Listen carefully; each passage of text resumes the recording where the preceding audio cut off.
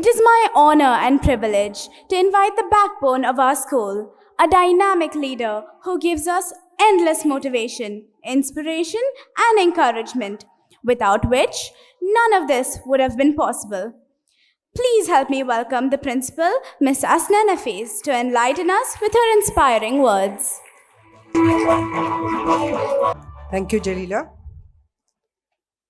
President Mr. Hassan Chogle, Board of Directors, Mr. Rocky, Mr. George, Mr. Harish, Mr. Gopi, Mr. Sridharan, the better halves of our EC members, members of the management, special invitees, Mr. Abdullah Saleh, Ms. Rashmi Agarwal, principals from our sister concerns, special guests who have been waiting for this occasion, special invitees and representatives from neighboring schools, parents, teachers, my strength, my key functionaries, the vice principals, the HMs, the coordinators, and the core of this evening, the young talent of our school. A very good evening. We are almost struggling to accommodate parents into the auditorium. I think a good evening should be much, much louder. Good evening.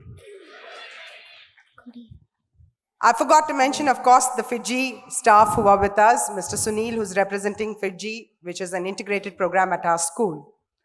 This evening is a very, very special evening because after a long period of unprecedented challenges that we faced, we are back in the auditorium celebrating our annual day for the whole school.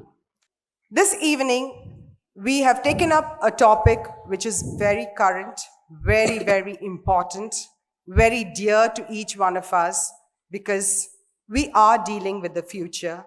And if we are to leave a better future, we need to care for nature today.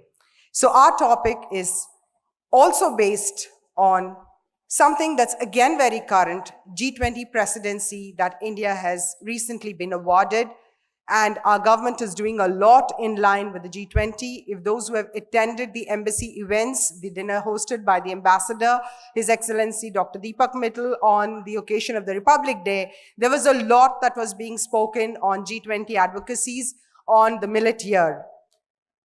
At DPS Modern Indian School, as you are very aware, we do things that go into minute details. And like Mr. Sachin Shankpal, the first secretary, just mentioned, you could have noticed the fine detailing that went into composing the Qawwali, setting it to a tone that spreads the message through a fun way on saving our environment. This evening marks 22 years of excellence at DPS Modern Indian School. 22 years that have taken us from shore to shore in the form of alumni. Thank you, Adrika, for coming down, addressing and motivating our children, because students like you are flag bearers and ambassadors of our school. And look at how she is doing so well. I read a lot on Adrika through her Facebook page, her LinkedIn page, and of course, yes, through her volunteering activities that get covered in the newspapers. Well done. I think those are good examples that our young children should follow. We at DPS Modern Indian School have always believed that we are a school with a difference. And every single child who gets accepted in our school is a child who's very dear, very special to us. Every single parent who's associated with us is our most important stakeholder. I thank all our parents for coming out in large numbers in support of everything that we do at DPS Modern Indian School. When we talk about climate advocacy, we can't wait for somebody else to take the action. Each one of us has to be the change that we wish to see in the world. May I request on this occasion that we as parents teach our children the value of being satisfied with whatever comes your way, with whatever you have, not running after consumerism and capitalism, because that is what our children are being fed on. If young children were to be just trained to be digitalized, I'm again repeating, only trained to be digitalized, we are losing a race. We are human. We have to be humane. Teaching our children to be humane is the key word. Tomorrow, if schools are to run and children are to come to the four walls, my belief as an administrator, as an academician, is that we need to teach our children the core values that are embedded in every single culture, every single religion that the world follows. If we look at the recent FIFA being held by Qatar, the lessons learned are on sustainability. Everything that Qatar did was something on sustainable development goals, sustainability of the environment, the climate culture that had to be set. A small dot of a nation took the decision and they lived by it. Be it the Rig Vedas, be it the Bible, be it the Quran, all of them teach one thing. God created us as the stakeholders or the captains of the earth. Are we as human beings doing enough as captains of the world? Are we doing enough to preserve the environment? Are we doing enough to take care of other living beings that are there on this planet? Are we doing enough for each other's sake? With the war in Ukraine, with famines, tornadoes, blizzards, snowstorms, it's all in our face. And if we are educating our children to become doctors, engineers, the very favorite professions, lawyers, finance advocates, and of course a plethora of other creative fields, is that enough? Is something that I would like you to think on. Is it just enough to make a child a professional? Or is it more important to make a human being out of the child? I think every school should own up the responsibility of making disciplined human beings who understand just not themselves, but the value of a coexisting human or a live animal or a bird or a plant. Unless we don't do this, we are not going to be good flag bearers of this earth. If this has been handed over to us, I think we need to send the message across that we need to take care of Mother Earth. The entire annual day that you're going to sit back, relax, and watch is being scripted in-house, and it has a certain, cerebral idea behind it. The idea is to convey a message which is very, very heavy, but in a fun way. The message of environment protection, endangered species, climate change, pollution. These are topics that probably don't attract anybody. But our team of teachers, our dedicated team of vice principals, Ms. Soma, Ms. Shifa, Ms. Mary, the HMs, Ms. Sini, and the activity coordinators, Ms. Maniksha, Ms. Sonal, and Ms. Maria went out of the way with the dance, music, scripting department to put in an idea which is very difficult and make it worth watching. The script is completely written in-house. The music is set in-house. The IT has been done in-house. The costumes have been done in-house. You could see the kavali that's in-house. I think everything that is there here, there is a thought behind it. It requires a big round of applause.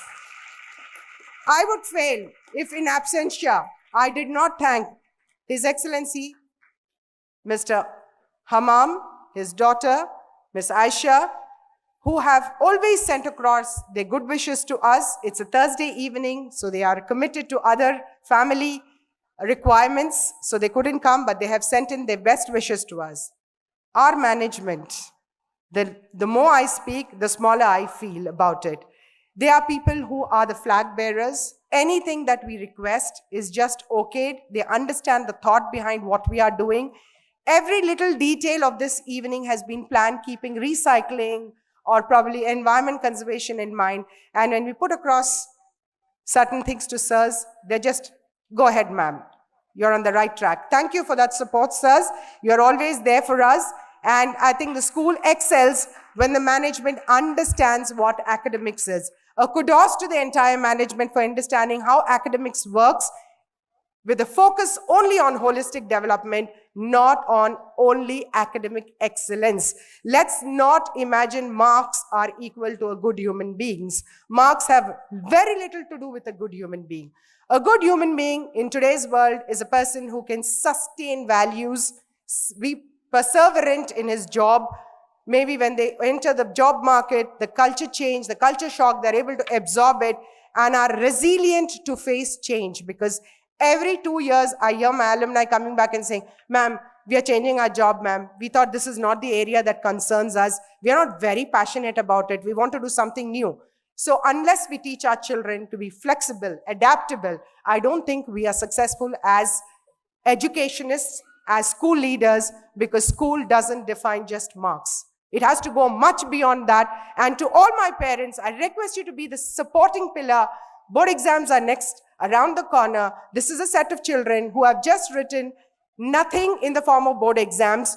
2.5 years, they've passed their 10th without writing exams. 11th, they have just got through without examinations. It is this set of grade 12 that requires great support. And I expect that support to come from you parents, because our team of teachers deserve a big round of applause for all the effort that they're putting in for grade 10, 11, and 12, 9, 10, 11, 12. There is a huge change in the way children behave post-COVID. We need each other's support. We have always believed that you are the stakeholders who are required to hold hands along with the child so that the child walks the path smoothly and has a happy schooling. When we talk about climate change, you must have heard a lot of characters, a lot of important people around who are talking about climate advocacy. Is it just that we listen to climate advocacy? Is it just we speak about environmental protection? Or do we take action today?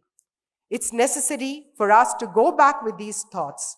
The theme, one earth, one family, one future, is for each one of us to sit back, think, what is my contribution in making the world a better place for the generation next? May we have children who do not become bots, but become human beings, because that is the special power the Lord has given us. Let us continue to be good human beings, learn values, and spread those values to others.